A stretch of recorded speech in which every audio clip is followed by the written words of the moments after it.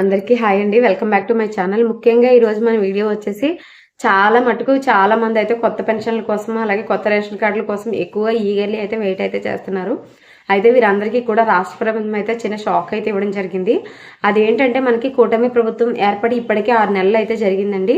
ఈ 6 నెలల్లో కూడా మనకి ప్రతి మంత్ వచ్చే నెలలో కొత్త పెన్షన్లకి అప్లికేషన్ చేసుకోవడానికి అవకాశం ఇస్తున్నాము. సచివాలయాలకు వెళ్ళి మీరు అప్లై అయితే చేసుకోవచ్చు. 15th ఓపెన్ అవుతుంది, December 2 ఓపెన్ అవుతుంది. ఇలా చాలా మట్టికి అయితే చాలా డీటెయిల్స్ అయితే న్యూస్ పేపర్లో ఆఖరికి ఈనాడు పేపర్లో కూడా అయితే ఆర్టికల్స్ అయితే రావడం జరిగిందండి.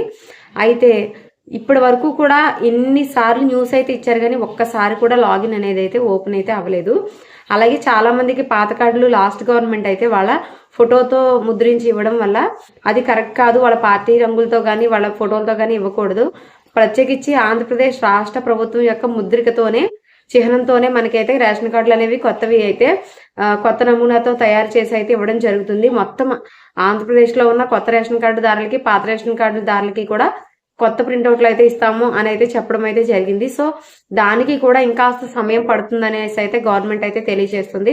ప్రస్తుతానికి అయితే చాలా మంది గవర్నమెంట్ ఉద్యోగస్తులు, ప్రైవేట్ ఉద్యోగస్తులు, అలాగే మనకి ఇంకోటి ఏంటంటే కాంట్రాక్ట్ అవుట్ సోర్సింగ్ లో చేసే వాళ్ళ దగ్గర అందరి దగ్గర కూడా చాలా మట్టుకు రేషన్ కార్డులు ఉన్నాయి. ఈ రేషన్ కార్డులు తొలగించాలని అయితే గవర్నమెంట్ చూస్తుంది.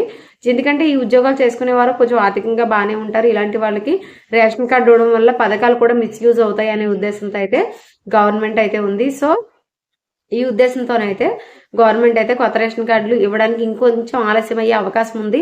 ఆ కార్డులు తీసేసి అలాగే చాలా మటుకు డెడ్ అయిపోయిన కార్డులు, 6 నెలలుగా వినియోగం లేని కార్డులు పూర్తిగా తొలగించి అప్పుడు ముందుకు వెళ్లాలని అయితే ఆలోచిస్తున్నారు. సో ఇంకాస్త సమయం అయితే వేచి చూడాల్సిన అవకాశం అయితే ఉంది.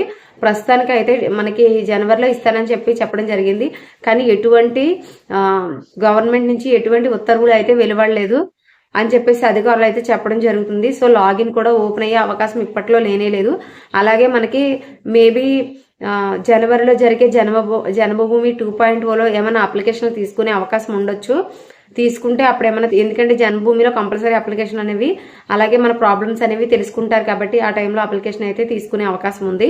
సో ఖచ్చితంగా అయితే మీకు మేబీ తీసుకుంటే జన్మభూమిలో తీసుకోవచ్చు, లేదు అంటే కనుక ఇంకాస్త సమయం అయితే పట్టొచ్చు. ప్రస్తుతానికైతే జనవరిలో ఎటువంటి కొత్త రేషన్ కార్డులు కానీ కొత్త పెన్షన్లు కానీ తీసుకునే అవకాశం అయితే లేదు. కొత్తగా అప్రూవ్ అయ్యి ఇచ్చే అవకాశం అయితే లేదు. ఎట్టి పరిస్థితుల్లో ఇంకొక 2 నెలలు వెయిట్ చేయాల్సిన అవసరం అయితే ఉంటుందని అయితే తెలుస్తుంది. ప్రస్తుతానికైతే కొత్త కార్డు నమూనా కూడా చాలా వరకు తయారైంది. ఇంకా గవర్నమెంట్ నుంచి ఉత్తర్వులు వెలువడడమే ఆలస్యమని అధికారులు అయితే చెప్తున్నారు.